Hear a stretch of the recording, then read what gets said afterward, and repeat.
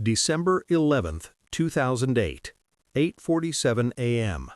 Bernard Madoff sits in his $7 million Manhattan penthouse watching the sun rise over Central Park for what he knows will be the last time as a free man. His sons are on their way. They think he's called them for a routine meeting. In 12 hours, the FBI will arrest him. In 24 hours, the world will learn that the most respected man on Wall Street, a former NASDAQ chairman, a philanthropist, a legend, had been running the largest Ponzi scheme in human history. $64.8 billion evaporated, families destroyed, charities bankrupted, retirees left with nothing. And here's what should terrify you in 2026. It could happen again tomorrow, because the psychology that enabled Madoff, the greed, the willful blindness, the desperate need to believe in magic, hasn't gone anywhere.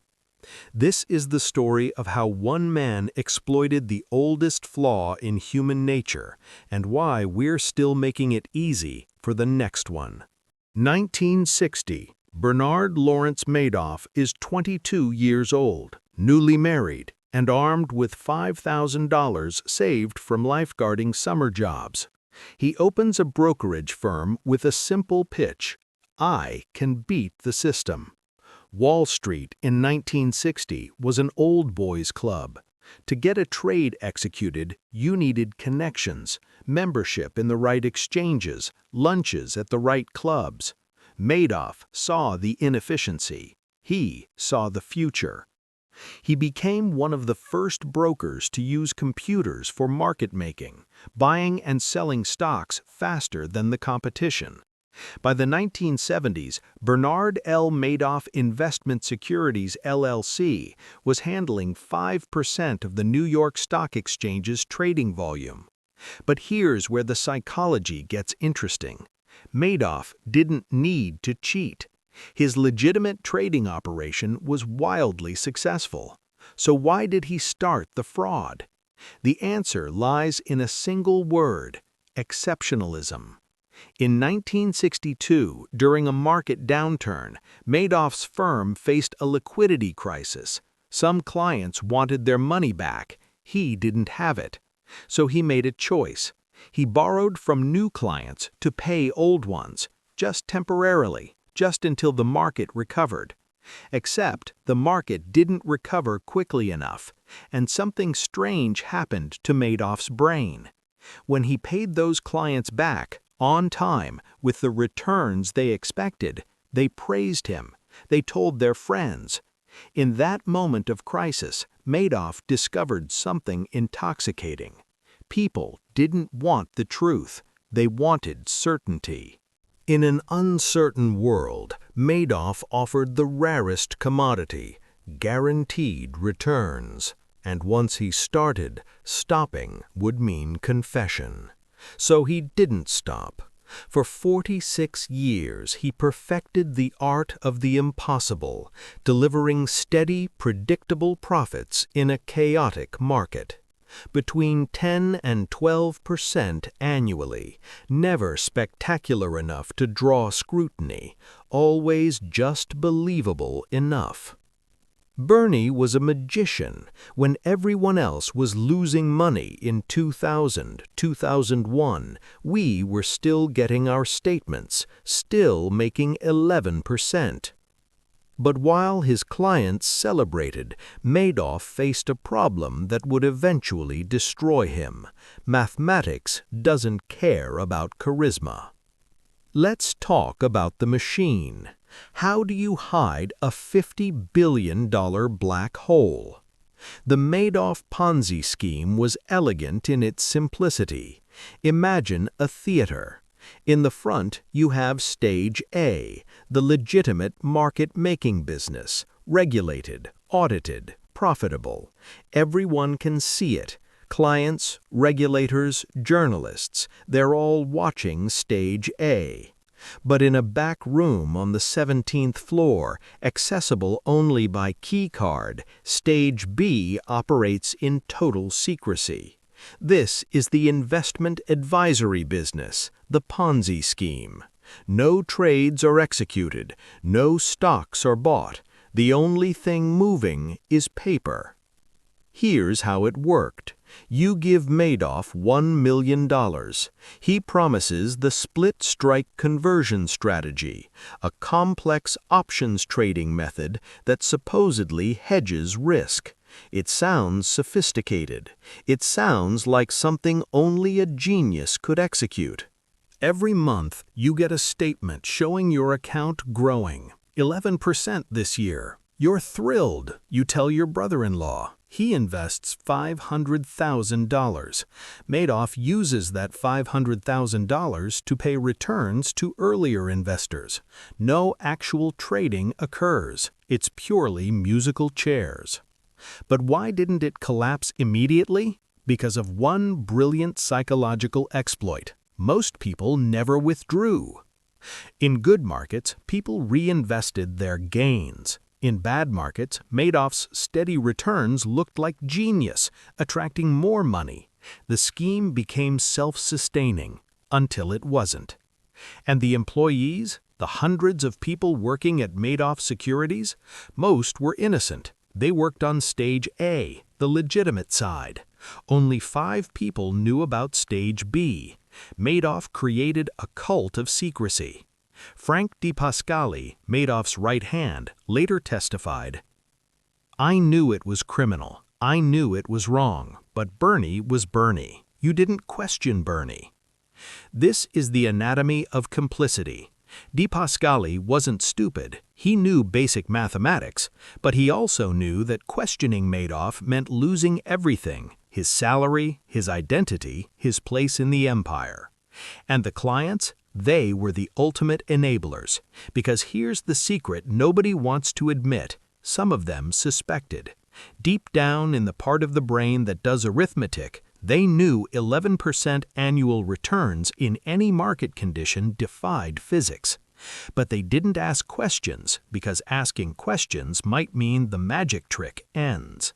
Psychologists call this motivated reasoning. We reject evidence that threatens something we want to believe. And what Madoff's clients wanted to believe was that they were special, that they had access to something ordinary investors didn't. Narrator. May 1999. Harry Markopoulos, a portfolio manager in Boston, is given a challenge by his boss. Figure out how Madoff does it. Copy his strategy. Markopoulos is a quant, a numbers guy. He spends 4 hours analyzing Madoff's claimed returns, and then he discovers something impossible. Markopoulos, audio from 60 Minutes interview. "It took me 5 minutes to know it was a fraud. It took me another 4 hours to prove it mathematically." Narrator. The split strike conversion strategy Madoff claimed to use required buying and selling massive volumes of options contracts. Markopoulos checked. The trading volume didn't exist. There weren't enough options contracts in the entire market to support Madoff's stated positions. He titled his report, "The World's Largest Hedge Fund is a Fraud." He sent it to the SEC, the Securities and Exchange Commission, in 2000, then again in 2001, and 2005, and 2007. The SEC did nothing. Narrator. Why? This is where the story gets darker. The SEC investigated Madoff 5 times between 1992 and 2008. Each time they found nothing, but not because there was nothing to find. The problem was confirmation bias at an institutional level. Madoff was a former NASDAQ chairman. He testified before Congress. He was friends with SEC officials. The investigators couldn't conceive that someone so respected, so embedded in the system, could be a criminal. One SEC investigator later admitted, "We were looking for sophisticated fraud. What we found was simple. Too simple. We didn't believe someone with Madoff's pedigree would do something so unsophisticated." This is the banality of evil. Madoff's fraud worked not because it was brilliant, but because it was boring. Fake trade confirmations, fictional account statements, manual data entry. It was a 1960s scam running in a digital age, and nobody looked because they assumed a man like Madoff wouldn't bother with something so crude. But the poison was spreading. By 2008, Madoff's fund had grown to $64.8 billion in stated assets. The problem, he probably had less than $300 million in actual cash.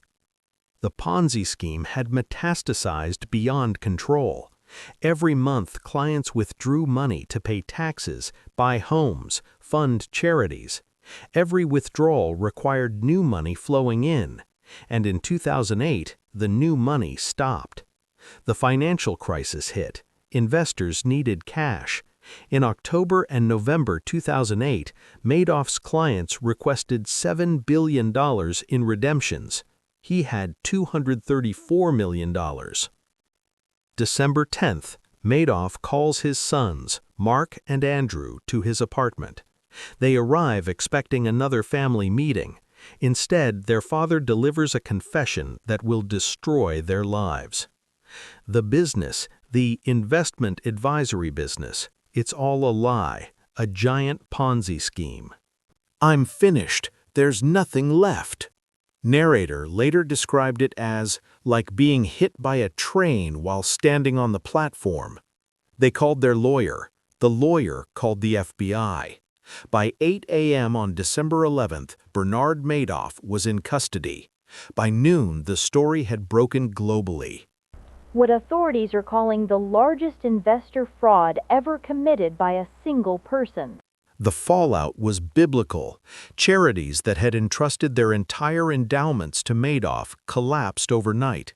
The Elie Wiesel Foundation for Humanity, $15.2 million, gone. The Robert I. Lapin Charitable Foundation, $8 million, wiped out.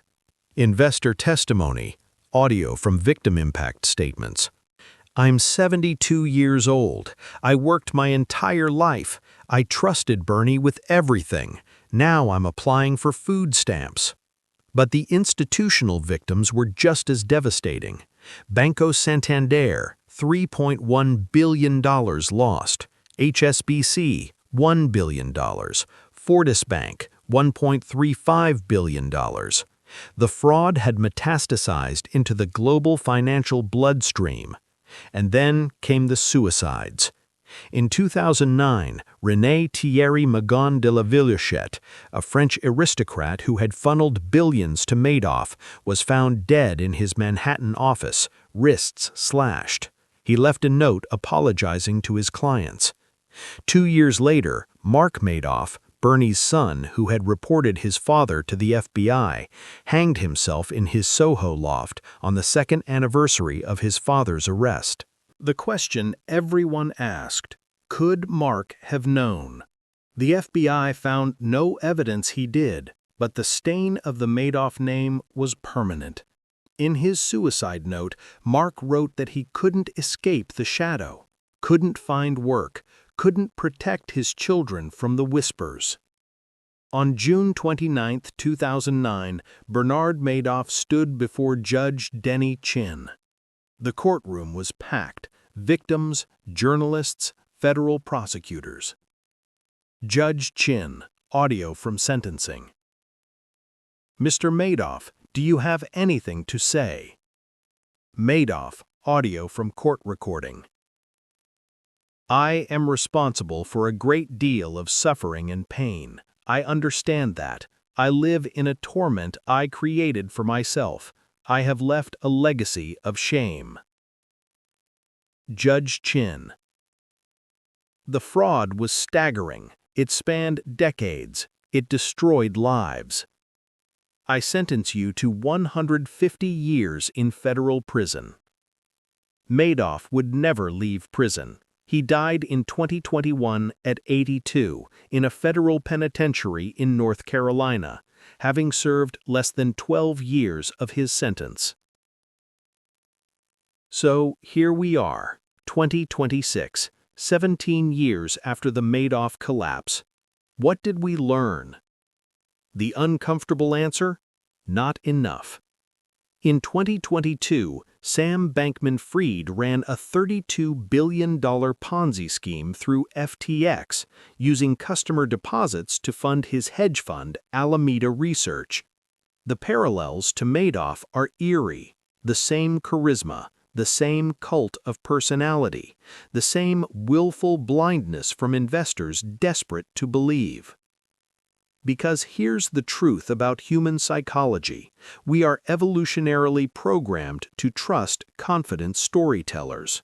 For 99% of human history, survival depended on tribal leadership, following the person who seemed most certain, most visionary, most untouchable. Madoff understood this. He never promised absurd returns, no 1,000% gains. He promised boring, steady profits. He turned people away, creating artificial scarcity. He made you feel lucky to be his client. And the SEC? After Madoff, they implemented reforms, mandatory audits, surprise inspections, whistleblower rewards. But the core problem remains. Regulators are always fighting the last war.